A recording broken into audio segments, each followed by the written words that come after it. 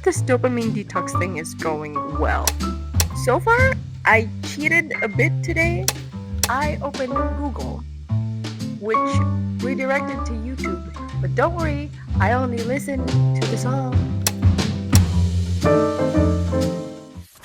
Chapter 3 talks about recovering a sense of power that has been taken away from us since we were this big. The thing that has been taken away from us is our power to follow our dreams. For the longest time, we let people dictate what we should and shouldn't do, and this time, today is the day we change, baby. We have to get it back. We have to claim our power. It is our birthright. But how? Okay, I got my notebook ready, my pen ready. List 5 childhood accomplishments. In 3rd grade, I got first place at a speech competition. It was an embarrassing time for me because right before they announced the winners, I spilled chocolate milk all over my skirt. It was a white skirt, by the way. And so when they called my name, I went up to the podium and I didn't want people to see the big stain on the skirt. It's a very big stain. So I gathered up all the fabric. I sort of shoved it between my thighs. And I thought I could get away with it and just, have people think that it's shorts when it's really obvious that it's a skirt that you sort of. And when I was handed the trophy, my mom in the crowd, she was all like, "Let the skirt go, let the skirt go." And I was like, "No, Mom, there's a huge brown stain on my white skirt." When I saw the pictures, I finally understood her point. It's better to let the skirt go and have the stain showing. Actually, no, either way, it's just as embarrassing. I wish I didn't win. No, you're supposed to wish that you didn't get the stain in the first place. I learned Morse code. It's called Morse code, right? And sign language. And by sign language, I only mean the letters, the ASL letters. And it's really cool to have learned that at church. So me and my friends, we used to be like, okay, here's an achievement. When I was a kid, I read a ton of books. And then I stopped in middle school and in high school and in college.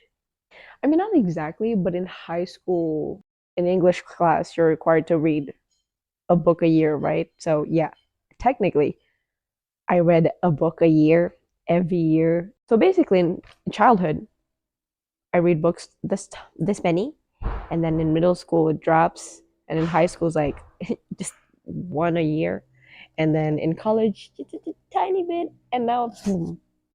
Oh, I was one of the top 3 students when I graduated elementary. Yep, another academic achievement. Very impressive. Yay, awesome. Wow. Number 5, I got a good one. I've kept a diary since I was 11. Do you want to see? I was pretty inconsistent in writing that diary, so it took me 10 years to finish that. No, I don't want you to see my diary. What if you break into my house and take my. Actually, no, why would someone break into a person's house and take someone's diary? You know what? Fine, I'll show you. Wait. Okay. This is my diary. This is. Oh my gosh, this is private. Why am I showing you this? Kept some of the letters my friends sent me. Hold on, where are they? See. Let's read my first entry, shall we? Oh my gosh, the grammar is so bad. Dear diary, today is a first time I had you. Keep in mind I was 11 and English is my second language. I had a horrible time for this day. First, I played a toy computer and a woman from that store started to mad at me. I was so sad because today was school day. I always want to go to first day school. 2011 Janice, everybody.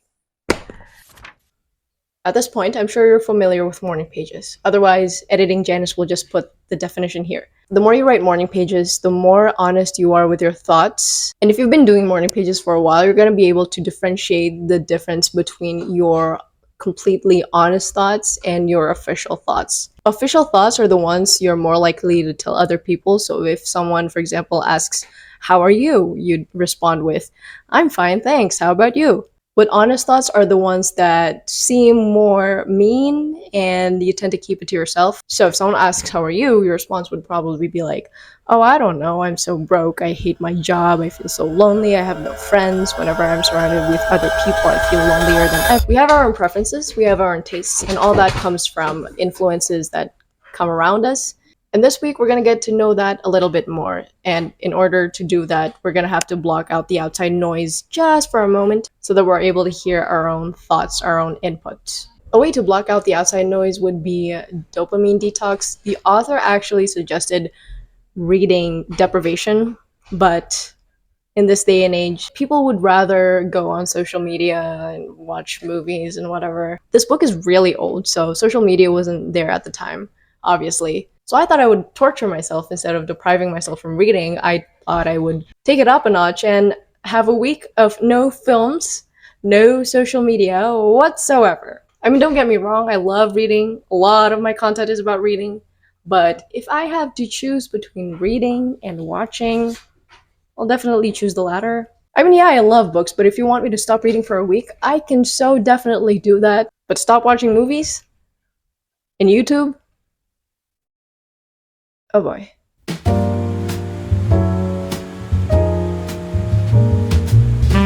So far, I cheated a bit today because I needed a reference video for this dopamine detox thing. I just want to know how it works in a video so that I can document it a bit better. But yes, after this, no more, no more.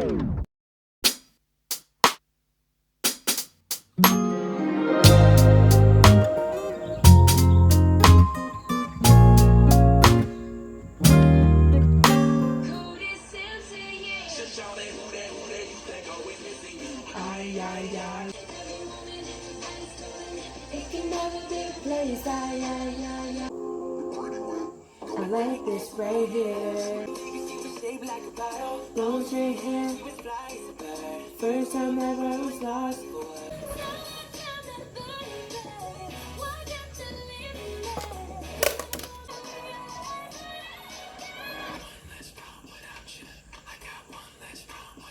I forgot the lyrics. 99 pounds, but you won't be one. Like what?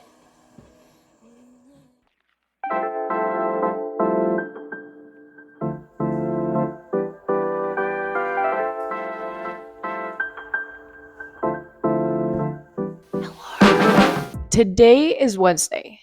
So that means it's the Sunday, Monday, Tuesday, Wednesday, fourth day. Is it going well so far? Kind of, not really. On the first day, I kind of cheated. On the second day, my laptop had a Menti B, so for precaution, I spent the day backing up files and everything, including movies. And then I found this one movie that I thought I deleted already, but it's still there. Okay, fine. Technically, I watched, but I only skimmed, you know. And then after around 2 minutes, I realized, oh, I'm in the middle of a detox. I better exit. So I did. And on the third day, I was reading this book, which is for a video after this one. If it's out already, you should go check it out. So there's this guy in this book, which the girl, which is the narrator of that book, keeps describing him as this olive skinned guy with sharp jaws and blah, blah, blah. That kind of reminded me that I too have olive skin. And I was about to go on Pinterest, but then I remembered that I'm in the middle of a detox. So I Googled. Google's not the same. And today, day 4, while I'm working, I needed to watch this tutorial. So I opened YouTube, but only for that. Okay? The question is, has it been hard for me thus far? The answer is kind of. I'm pretty sure you're expecting me to suffer or something. But hey, the challenge is not over yet, so we'll see.